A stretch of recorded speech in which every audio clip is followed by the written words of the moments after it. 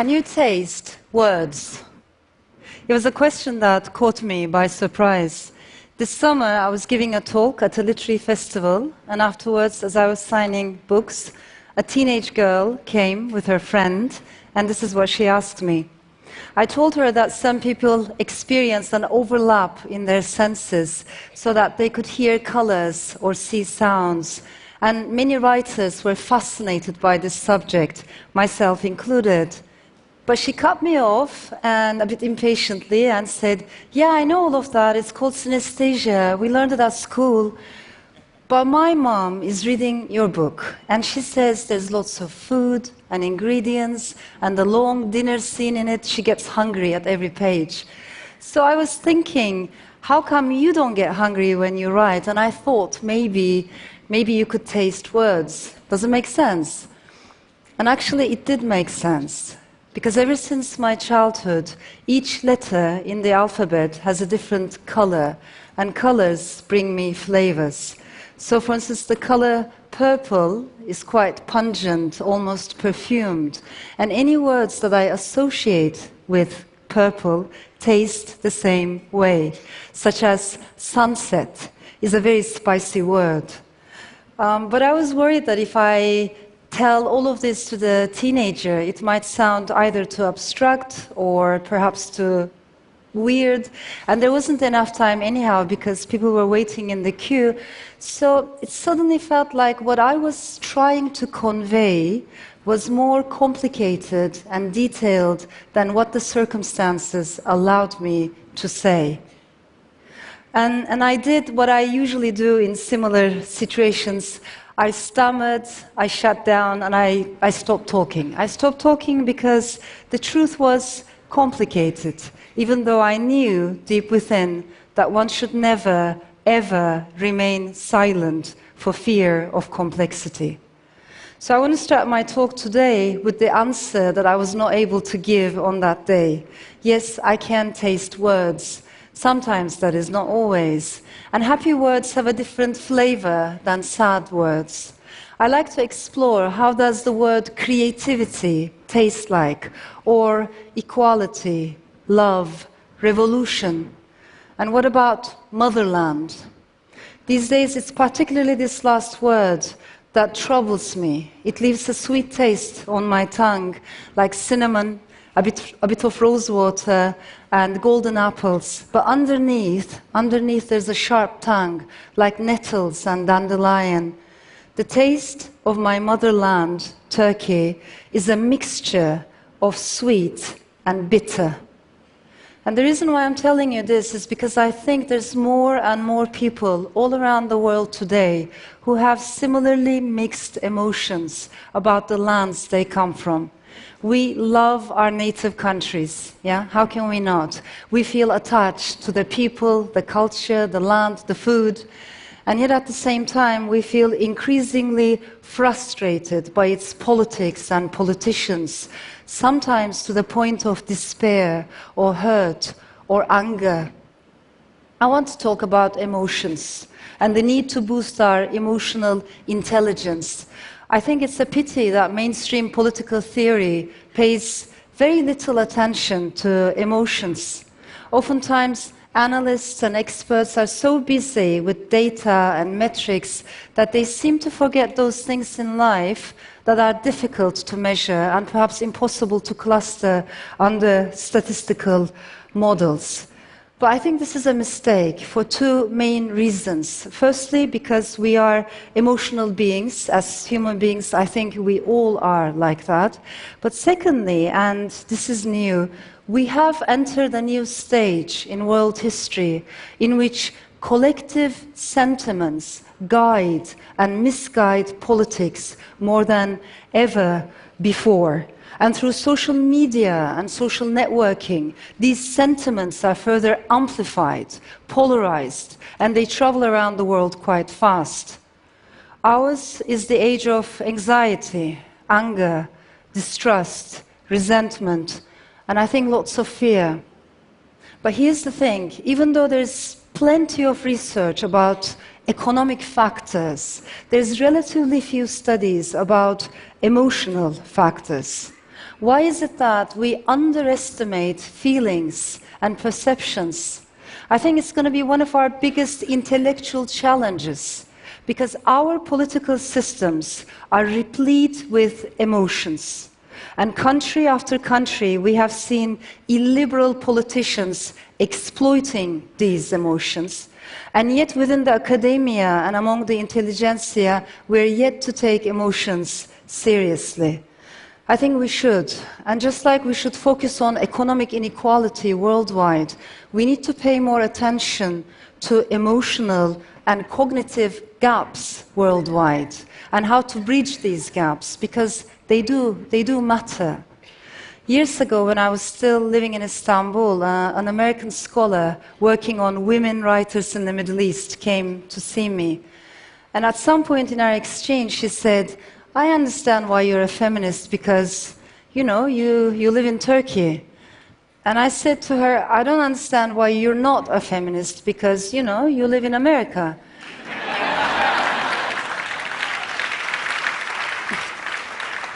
And she laughed. She took it as a joke, and the moment passed. But the way she had divided the world into two imaginary camps, into two opposite camps, it bothered me, and it stayed with me. According to this imaginary map, some parts of the world were liquid countries. They were like choppy waters, not yet settled. Some other parts of the world, namely the West, were solid, safe, and stable. So it was the liquid lands that needed feminism and activism and human rights. And those of us who were unfortunate enough to come from such places had to keep struggling for these most essential values. But there was hope. Since history moved forward, even the most unsteady lands would someday catch up. And meanwhile, the citizens of solid lands could take comfort in the progress of history and in the triumph of the liberal order. They could support the struggles of other people elsewhere, but they themselves did not have to struggle for the basics of democracy anymore, because they were beyond that stage. I think in the year 2016, this hierarchical geography was shattered to pieces. Our world no longer follows this dualistic pattern in the scholar's mind, if it ever did. Yeah? Now we know that history does not necessarily move forward. Sometimes it draws circles, even slides backwards, and that generations can make the same mistakes that their great-grandfathers had made. And now we know that there's no such thing as solid countries versus liquid countries. In fact, we are all living in liquid times, just like the late Zygmunt Bauman told us. And Bauman had another definition for our age. He used to say, we are all going to be walking on moving sands. And if that's the case, I think it should concern us women more than men. Because when societies slide backwards into authoritarianism, nationalism, or religious fanaticism, women have much more to lose. That is why this needs to be a vital moment, not only for global activism, but in my opinion, for global sisterhood as well.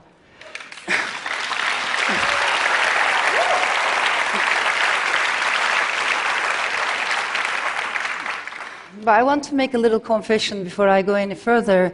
Until recently, whenever I took part in an international conference or festival, I would be usually one of the more depressed speakers. Having seen how our dreams of democracy and how our dreams of coexistence were crushed in Turkey, both gradually, but also with a bewildering speed, over the years I felt quite demoralized.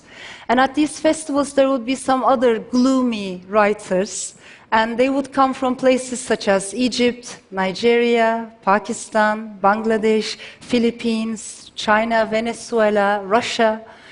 And we would smile at each other in sympathy, this camaraderie of the doomed. And you could call us WODWIC, Worried and Depressed Writers International Club. But then things began to change, and suddenly our club became more popular, and we started to have new members. I remember Greek writers and poets joined first, came on board.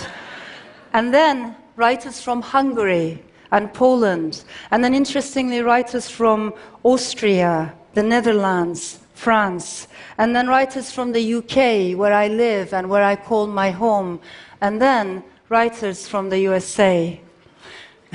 Suddenly there were more of us feeling worried about the fate of our nations and the future of the world, and maybe there were more of us now feeling like strangers in our own motherlands. And then this bizarre thing happened. Those of us who used to be very depressed for a long time, we started to feel less depressed. Whereas the newcomers, they were so not used to feeling this way that they were now even more depressed. So you could see writers from Bangladesh or Turkey or Egypt trying to console their colleagues from Brexit Britain or from post-election USA. But joking aside, I think our world is full of unprecedented challenges. And this comes with an emotional backlash. Because in the face of high-speed change, many people wish to slow down. And when there's too much unfamiliarity, people long for the familiar. And when things get too confusing, many people crave simplicity. This is a very dangerous crossroads, because it's exactly where the demagogue enters into the picture. The demagogue understands how collective sentiments work and how he, it's usually a he, can benefit from them. He tells us that we all belong in our tribes, and he tells us that we will be safer if we're surrounded by sameness. Demagogues come in all sizes and in all shapes. This could be the eccentric leader of a marginal political party somewhere in Europe, or an Islamist, extremist imam preaching dogma and hatred, or it could be a white supremacist, Nazi-admiring orator somewhere else. All these figures, at first glance, they seem disconnected, but I think they feed each other and they need each other. And all around the world, when we look at how demagogues talk and how they inspire movements, I think they have one unmistakable quality in common. They strongly, strongly dislike plurality. They cannot deal with multiplicity. Adorno used to say, intolerance of ambiguity is the sign of an authoritarian personality.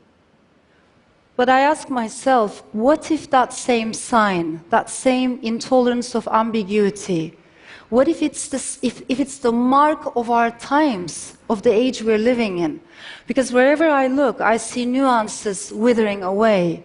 On TV shows, we have one anti-something speaker situated against a pro-something speaker. Yeah, it's good ratings. It's even better if they shout at each other. Even in academia, where our intellect is supposed to be nourished, you see one atheist scholar competing with a firmly theist scholar, but it's not a real intellectual exchange because it's a clash between two certainties. I think binary oppositions are everywhere. So slowly and systematically, we are being denied the right to be complex. Istanbul, Berlin, Nice, Paris, Brussels, Dhaka, Baghdad, Barcelona. We have seen one horrible terror attack after another. And when you express your sorrow and when you react against the cruelty, you get all kinds of reactions, messages on social media. But one of them is quite disturbing, only because it's so widespread. They say, why do you feel sorry for them? Why do you feel sorry for them? Why don't you feel sorry for civilians in Yemen or civilians in Syria?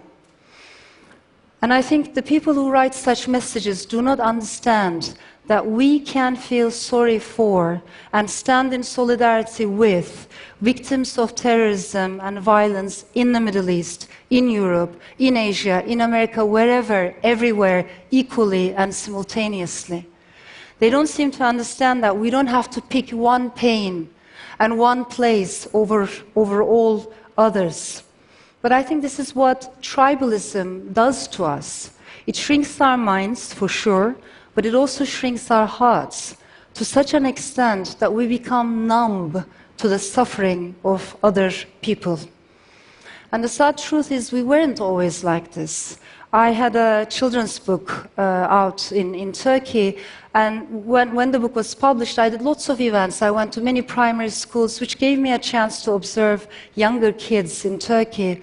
And it was always amazing to see how much empathy, imagination, and chutzpah they have. These children are much more inclined to become global citizens than nationalists at that age. And it's wonderful to see when you ask them, so many of them want to be poets and writers, and girls are just as confident as boys, if not even more. But then I would go to high schools, and everything has changed. Now nobody wants to be a writer anymore. Now nobody wants to be a novelist anymore. And girls have become timid, they are cautious, guarded, reluctant to speak up in the public space. Because we have taught them, the family, the school, the society, we have taught them to erase their individuality. I think East and West, we are losing multiplicity, both within our societies and within ourselves. And coming from Turkey, I do know that the loss of diversity is a major loss. Today, my motherland became the world's biggest jailer for journalists, surpassing even China's sad record. And I also believe that what happened over there in Turkey can happen anywhere. It can even happen here. So just like solid countries was an illusion, singular identities is also an illusion, because we all have a multiplicity of voices inside.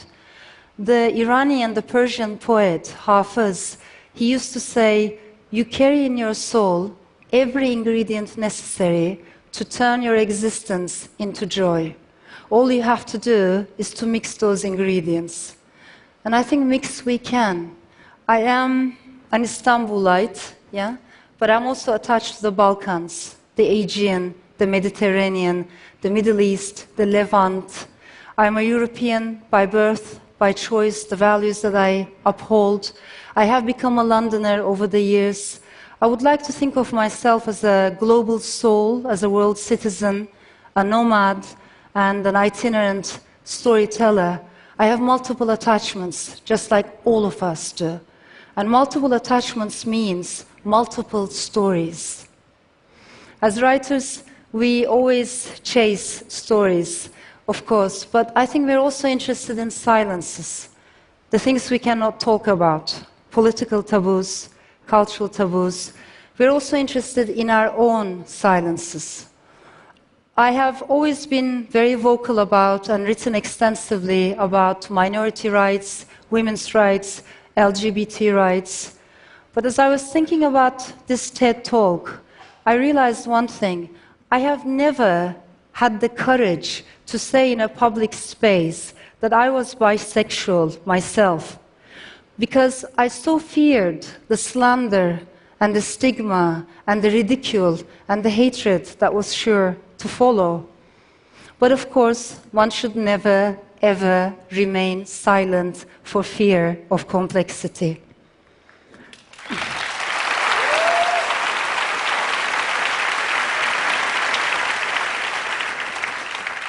And although I'm no stranger to anxieties, and although I'm talking here about the power of emotions, I do know the power of emotions.